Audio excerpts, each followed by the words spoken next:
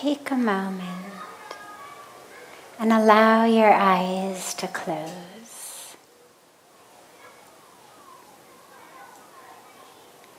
And allow yourself to withdraw the awareness, the attention and the focus to the. Take a moment and just go inward.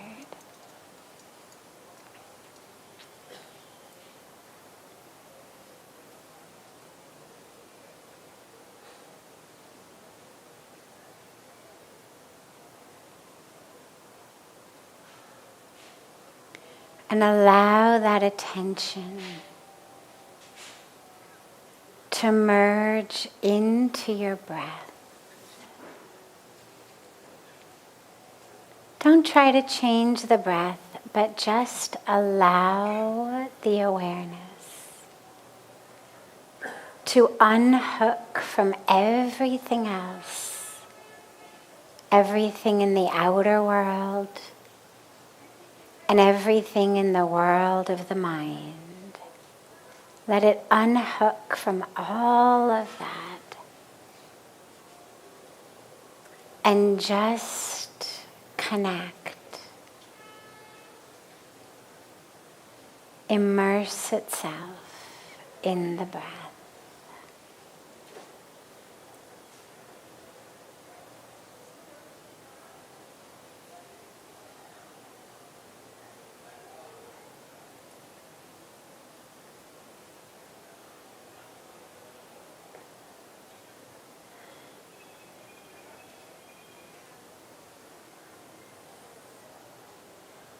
And allow that awareness of the breath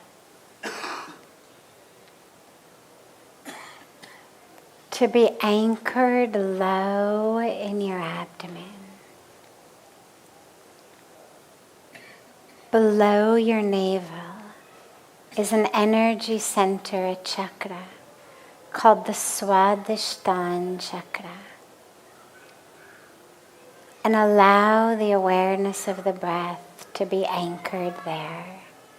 It's just about 2 inches below your navel.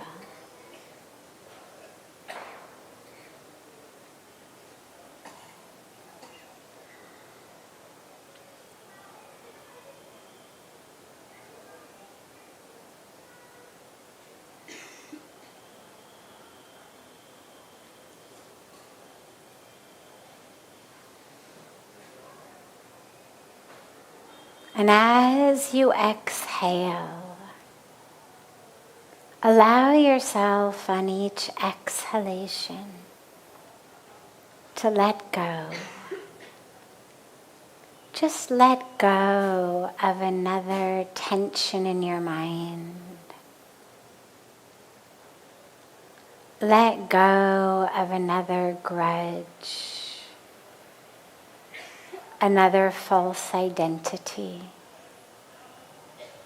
another story you tell yourself. Just let go as you exhale and let yourself sink deeper and deeper into that center of the self.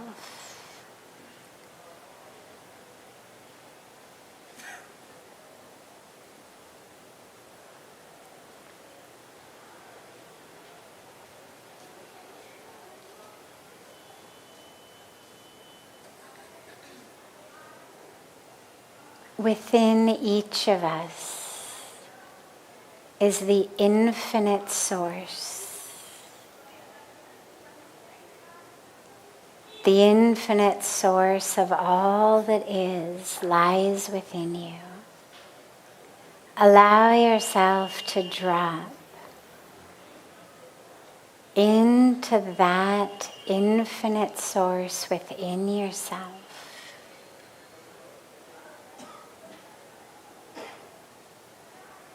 That divinity, that infinity, that pure consciousness and love. Allow yourself to drop into it. As you exhale and let go of all of that which is not self.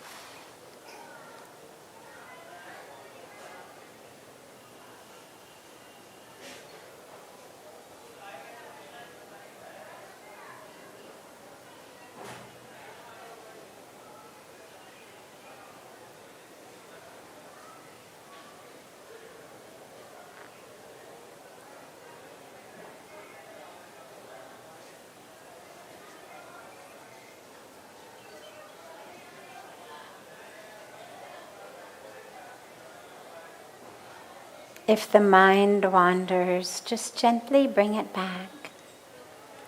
Bring it back to the breath and bring it back to that source within yourself. That presence of the divine within you.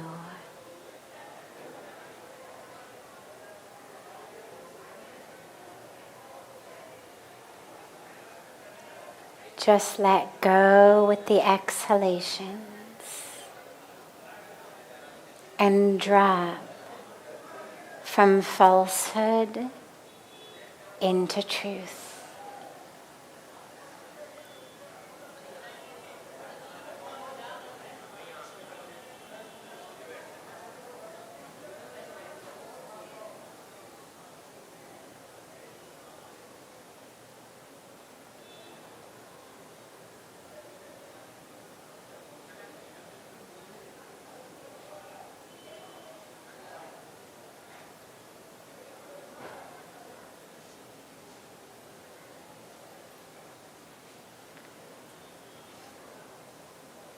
Slowly bring the palms of your hands together at chest level and rub them gently against each other.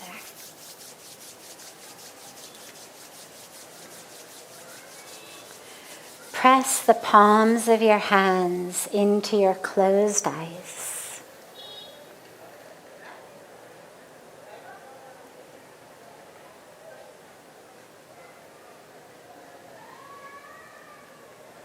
Slowly lower the hands and open the eyes. Welcome to Satsang.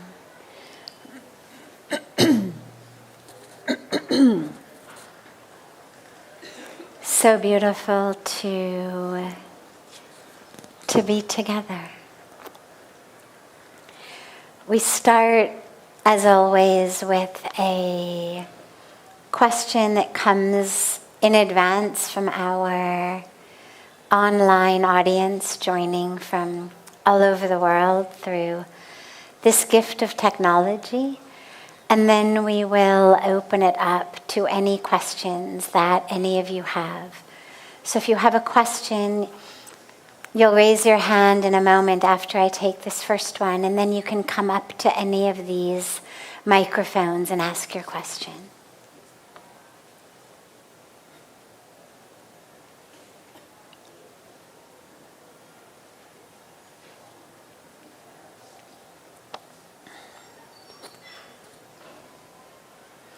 I am a rape survivor. This is a very personal question someone has asked on our YouTube channel.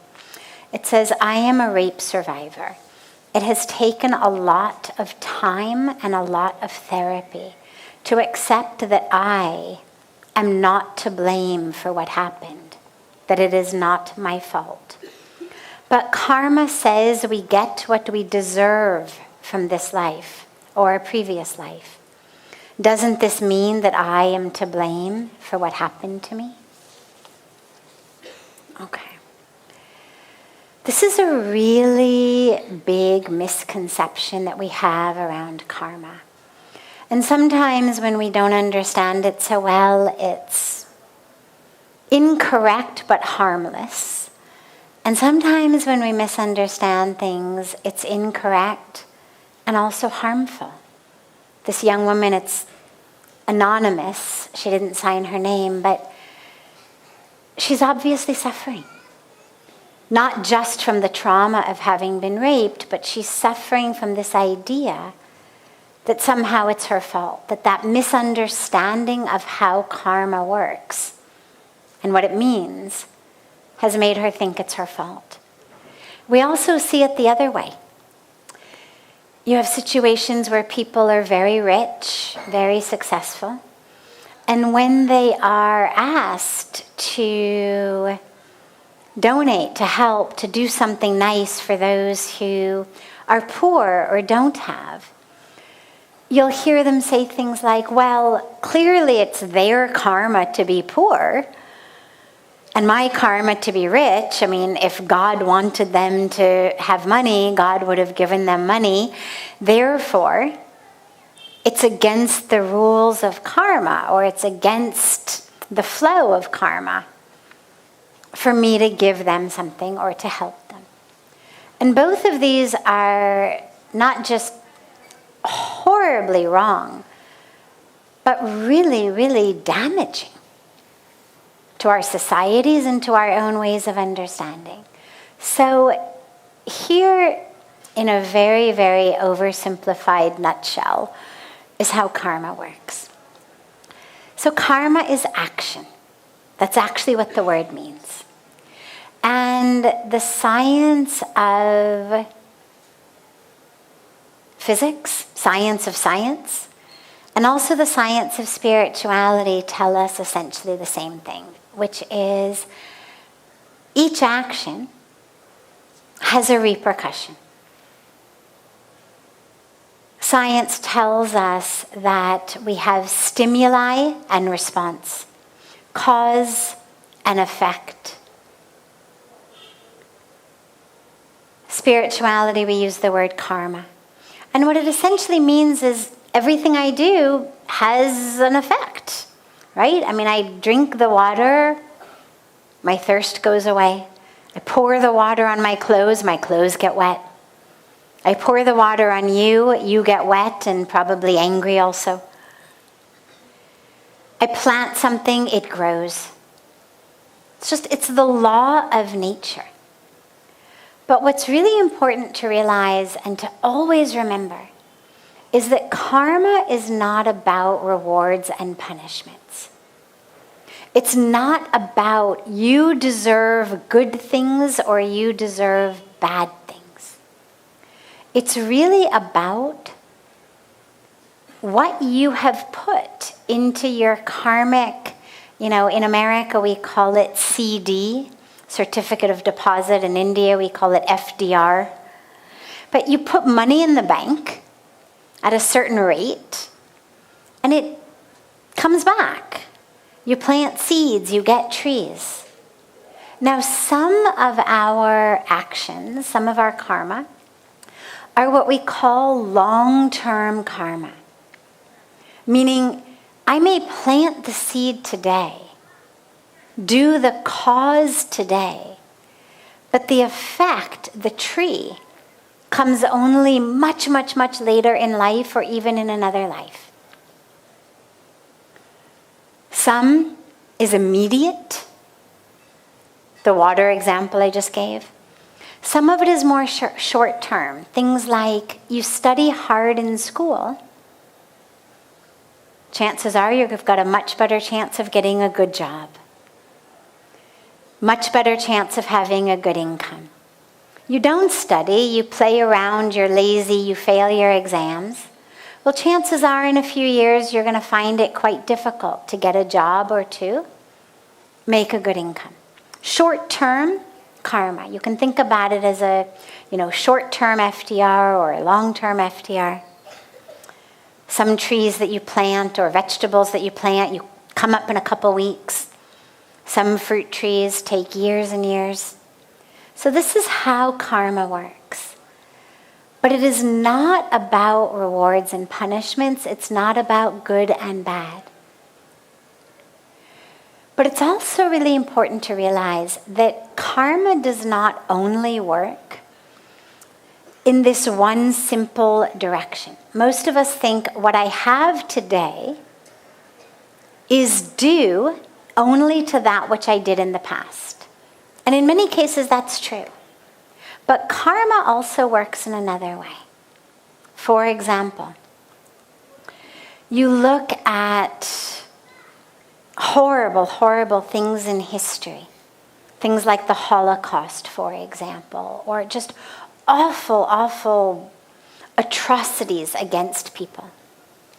Now, on one level, we could look at some past thing, and if we had the ability to see a tapestry that was as big and we were as far back, we might see karmic threads weaving together of all of the jivatmas that were together at that time.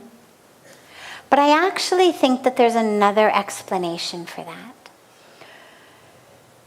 A lot of times there are lessons that we need to learn that we only learn through certain experiences.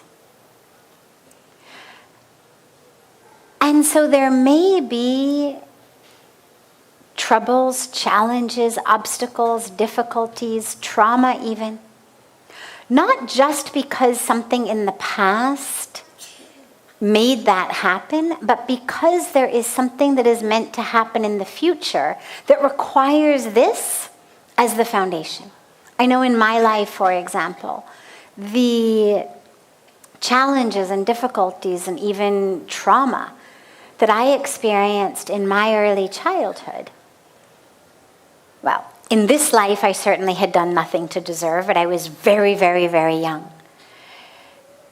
I could look at it one way and say, well, maybe in some past life, I had done something and I was getting the ramifications of that. Maybe. But what feels to me a lot more true on the inside is that all of that happened not because of something I had done in the past, but because of something I was meant to do in the future. My being here today, my having the blessing and the opportunity and the privilege of living this life and serving in this way of teaching, of sharing, of guiding, comes directly out of the challenges and the difficulties and the trauma that I experienced. That was what led me to the healing and the transformation that I experienced here in India, that led me to the opportunity to be able to serve in this way. And so I think that's true for a lot of things. When I look back at something like the Holocaust, or you look at children today being killed in Israel and Palestine, yeah, maybe we could say, okay, in some past life there was something. But I actually think it's happening much more to impact us all on such a deep level, to teach us a lesson, to finally maybe create some peace in the Middle East, to finally maybe get enough people to stand up and say, no more violence. We are one.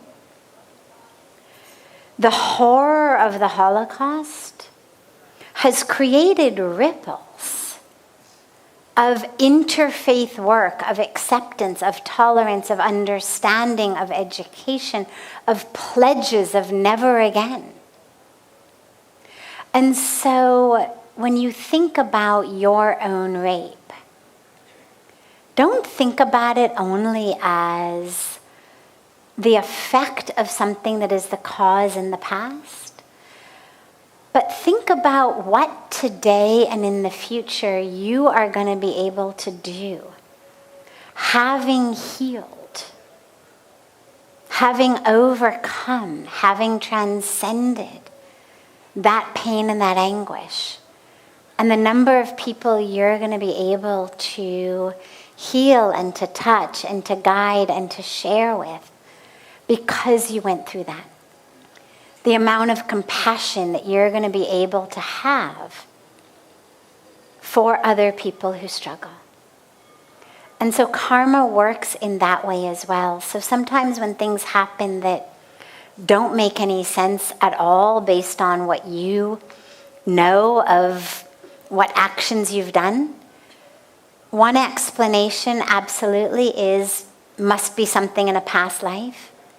But another explanation also can be, what am I supposed to learn from this difficult situation that's supposed to change me in a very profound way so that I am better equipped, stronger, more wise, to actually give more, share more, teach more, touch more in the world. And that's another very powerful way that karma works. So you definitely did not deserve this. It definitely was not your fault. And now just ask yourself how, with the lessons and the strength you've gotten, you can help others and heal others and touch others.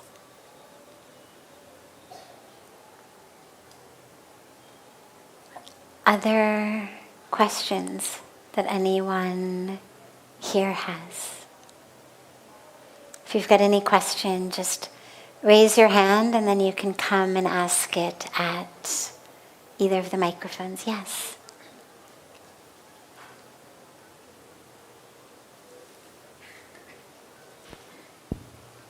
Isn't the thing which we're discussing now anything beyond karma or beyond karta?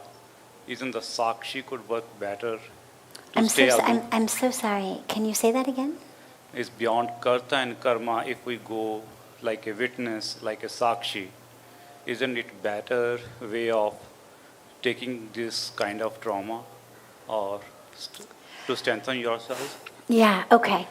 So it's a really good question. He said, isn't it better to become the Sakshi, the witness, when you have this type of trauma? So in the highest, deepest spiritual practice, absolutely. Being that Sakshi, that witness, anchoring in witness consciousness, anchoring in that pure awareness is absolutely where we are all going. It's why we meditate. It's why we practice mindfulness. It's why we learn to work with the mind and the thoughts so that we are able to realize, I'm not my anger. I'm not my pain. I'm not this thought. I'm not this emotion. I am the one who is aware. And then you get even deeper and it's, I am the one who is aware that I am aware. So I am the one aware of the Sakshi. A step even deeper. Here's the dilemma on a practical level. In addition to being spirit, soul, consciousness, in this human experience, we also have the human psyche. Our whole psychological, mental, emotional makeup, and our minds, and all of the chemical and electrical behavior in our minds. And the dilemma with the Sakshi in the beginning of trauma.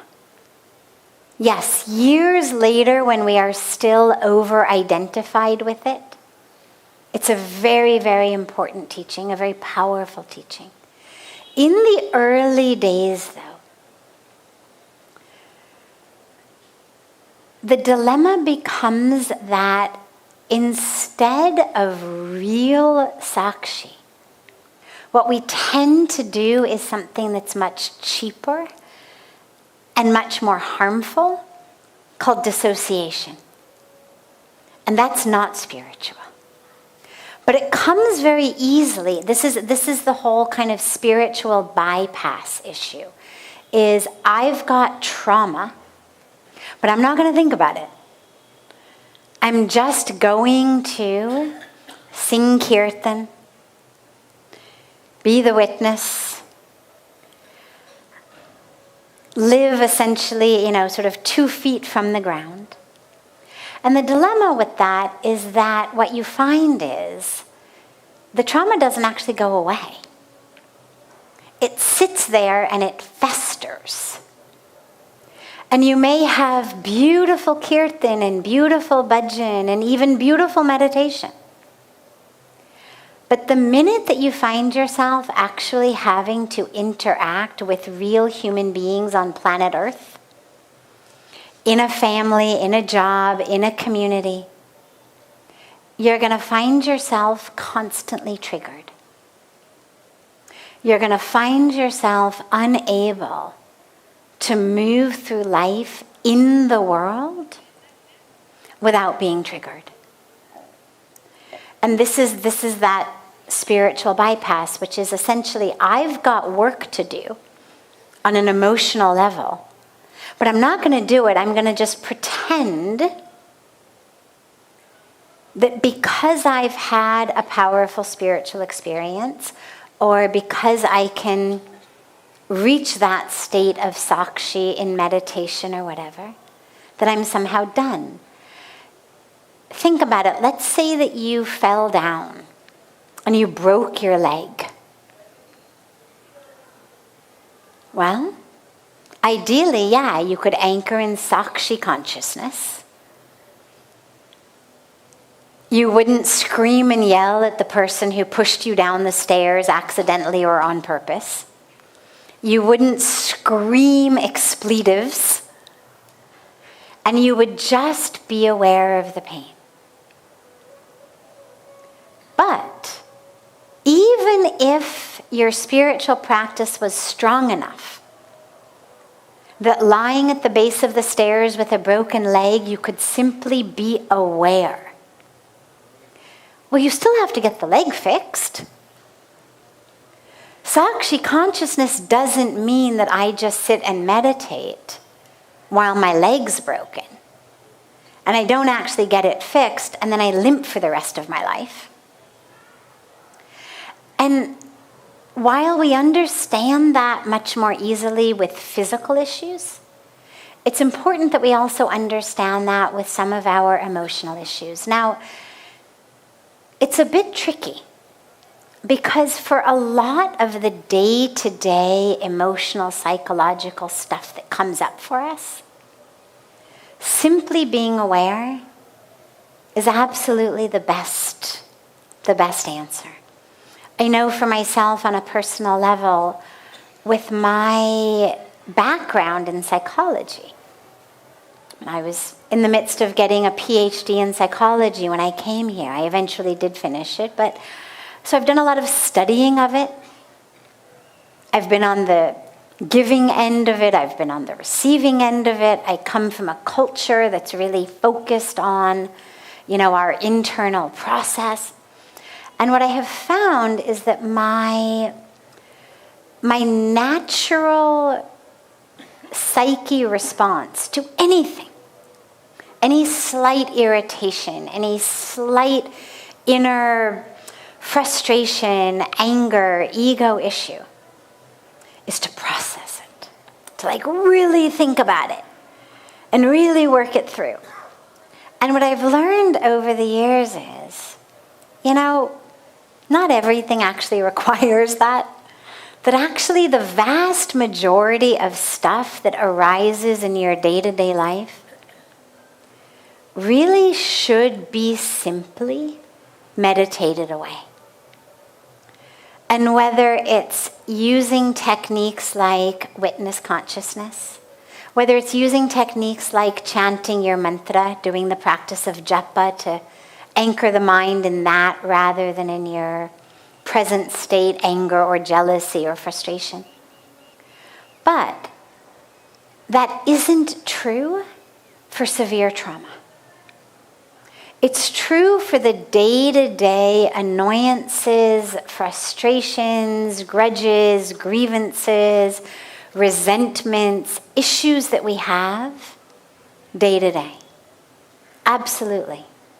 Just learn to see it, witness it, don't get hooked in, let it go like a wispy cloud across the blue sky on a windy day. But if you've suffered severe trauma, that's the equivalent of having a deep wound inside of you that, just like a broken leg, if left untreated, you're going to limp your whole life. There's going to be some very powerful way in which you are not able to actually step up to the plate of your life and embrace the fullness of what your life has to offer. And so for real trauma, not the colloquial, trendy use of trauma these days where, kind of everything has started getting lumped into trauma because it's become a word that sells these days. But I mean real trauma. I mean things like sexual abuse, rape, loss of a parent when you were very young. If you had a parent die before you were 20, especially if you were younger than 10, childhood violence, witnessing severe violence as a child. So children who grow up in war zones, children who watch one parent severely beat the other parent. Growing up the child of abusive drug users or alcoholics or these sorts of things. If this stuff doesn't get worked through, especially because most of it happened in our childhood, then we really do run the risk of being handicapped in an emotional, psychological, spiritual way. So that stuff does actually need to be worked through and healed, but then it needs to be let go. Again, going back to the personal, a couple of years after I came to India, after I had had the very powerful experiences of healing and awakening and letting go and transformation, a couple of years later, I was speaking with Puja Swamiji, and I just casually, not even in a very emotionally ridden way, but just really casually made reference to the fact that I was, a survivor of abuse and therefore blah, blah, blah, whatever I had said. And he looks at me very casually and he says, "When are you going to stop talking about that?" My initial response was, "Oh my God. Like, what do you mean? Why am I supposed to stop talking about that? This was my life. This was trauma." But I realized on a very deep level, this is the grace of the Guru. This is the vision of the Guru. This is Guru Kripa that we talk about. Because what he knew was, she's not actually traumatized anymore. She's healed from the trauma. She's worked through the trauma. She's done with that. Now this is just pattern of identification. It's no longer a wound. She doesn't need to limp. Now she's just limping out of habit. Her leg is healed.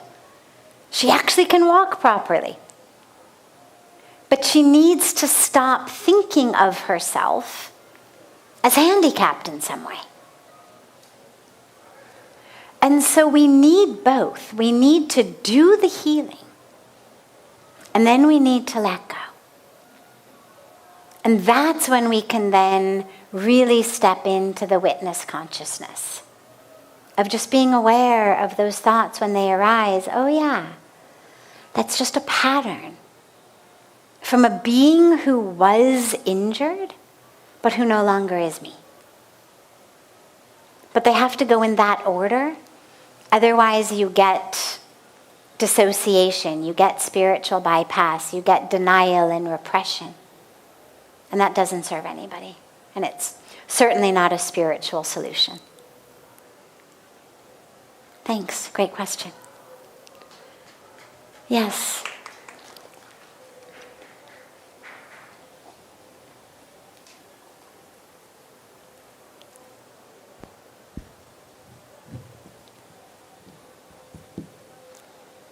Sadhviji, I have a question. Since you are just talking about Guru Kripa and all, is Guru necessary in your spiritual journey to attain your goal of merging with the One? That's what my question. Great. So, in theory, in an ideal situation, the guru would not be necessary. Because we're not going to outer space, we're going to inner space. We're going to the truth of who we are. So in an ideal, perfect world, we wouldn't necessarily need a guide. We wouldn't need someone to remove darkness and bring light. We would be able to see. It's ourself, after all. We should be able to see ourselves. But for the overwhelming, vast majority of us, that isn't the case. For most of us, our vision is very clouded. We have no idea who we really are. We identify as the ego. We identify as our stories. We identify as our histories, as our bodies, as our relationships. We have no idea how to find that truth of ourselves.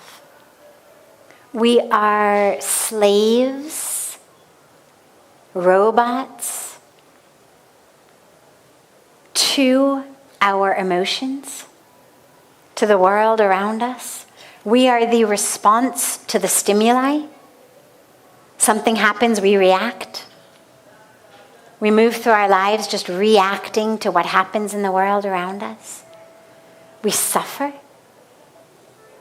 We suffer anger, we suffer pain, we suffer grudges, we suffer resentment, we suffer competition, we suffer jealousy, we suffer guilt and shame, and all of these things that arise because we have no idea who we are.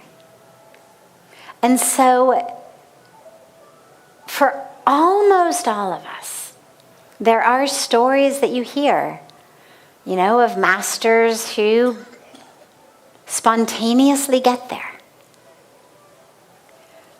But for almost all of us, the guru is really required.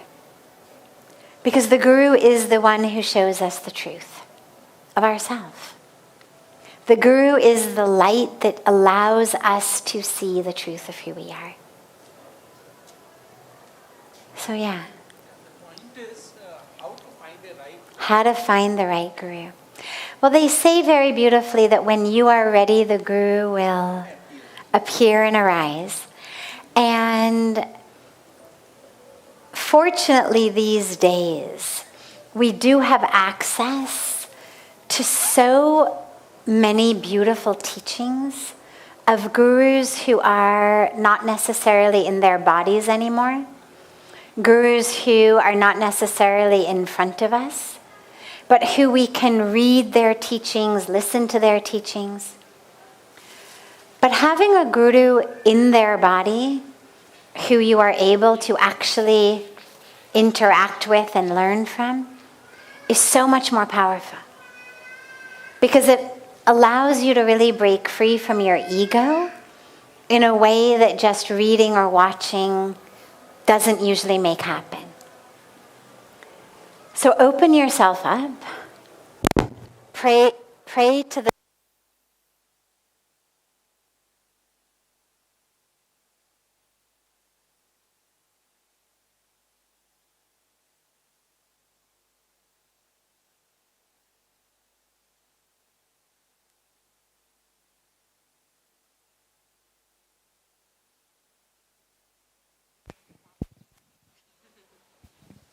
Well, not my batteries, but the microphone's batteries. So open your heart, pray to the divine, and allow yourself to receive. A lot of times the guru does appear and does arise, but we've become such good shoppers. You know, these days you go online and all we see are advertisements and a million different advertisements and Amazon and this.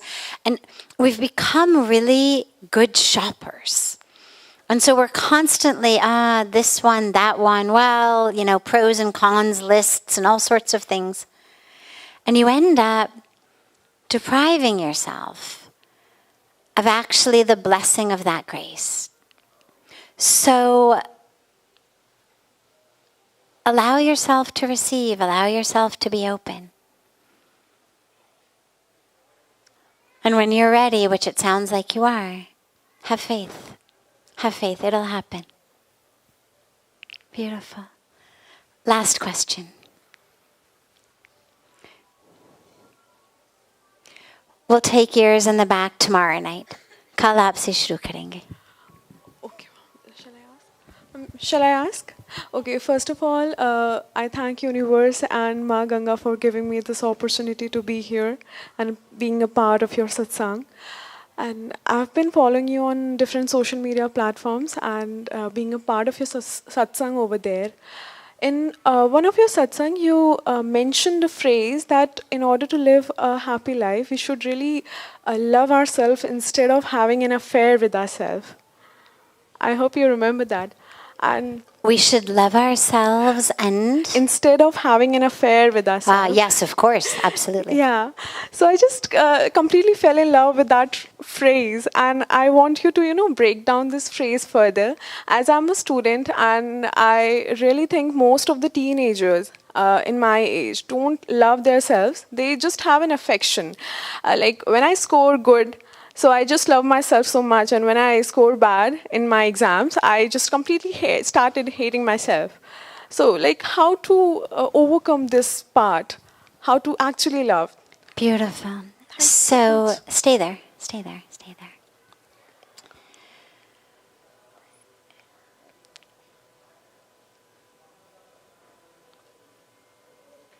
If I say to you, who are you?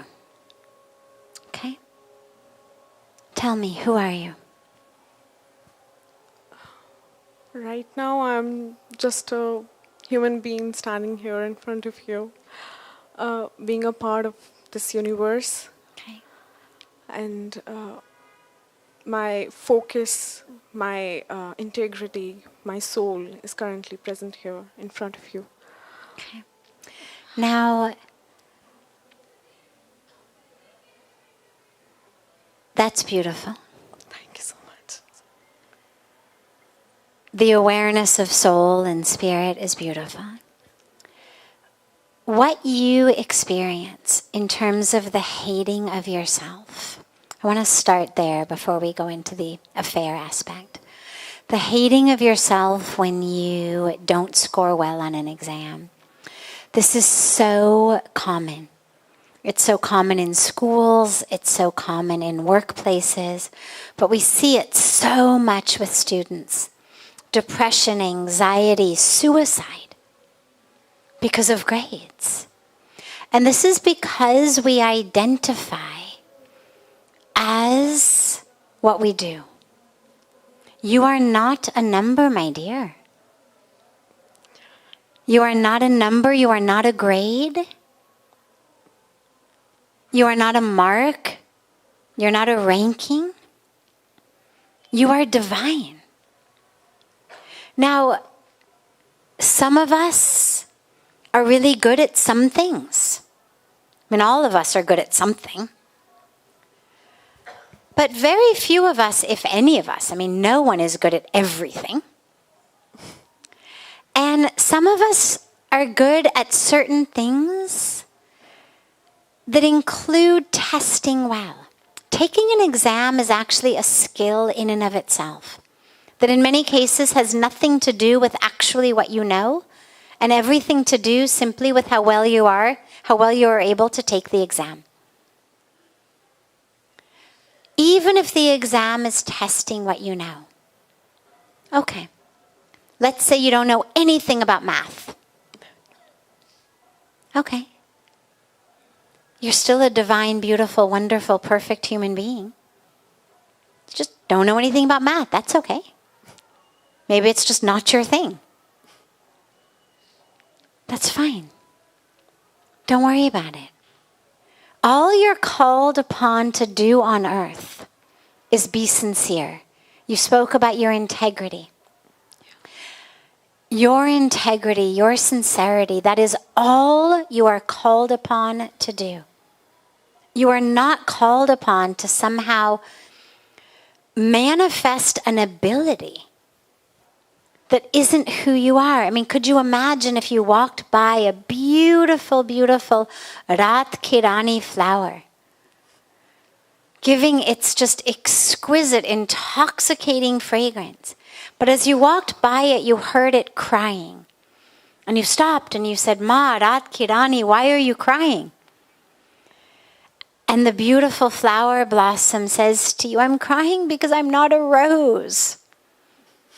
I want to be a rose. Everybody loves the roses. I hate myself. Now you'd think, silly flower, you are the queen. You are the Rani. You are the one that people are dying to smell. Don't worry about being a rose. Yeah, roses are beautiful also, no problem. But you are beautiful also.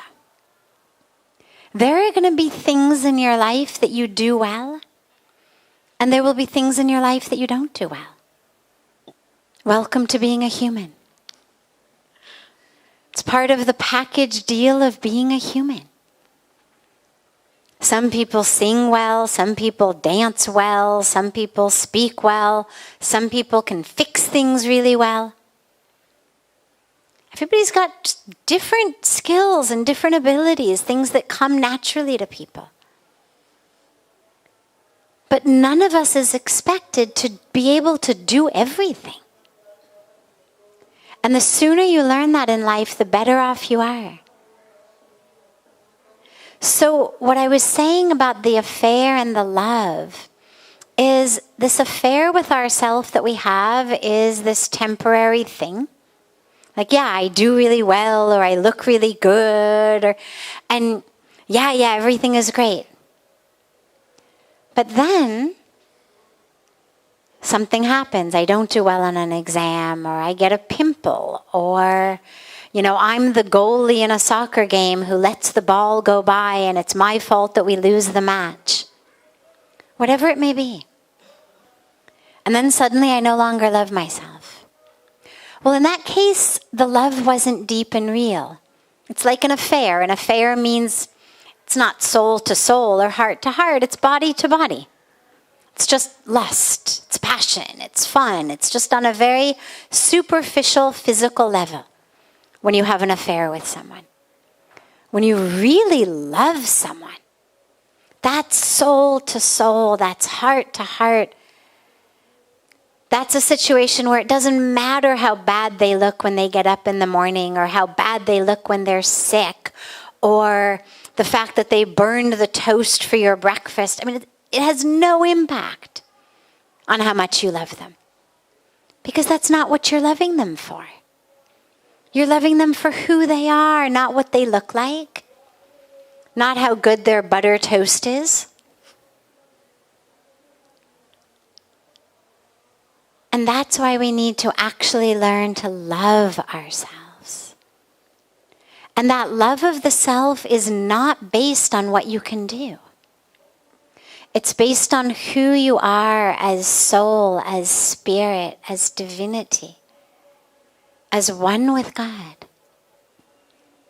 Who you are is perfect and full and whole and complete. Your body will keep changing. What your body can do will keep changing. What your body looks like will keep changing. The skills, the abilities, the successes, the failures, these will all keep changing. But who you are will not keep changing. And so that's why you need to love that truth of you.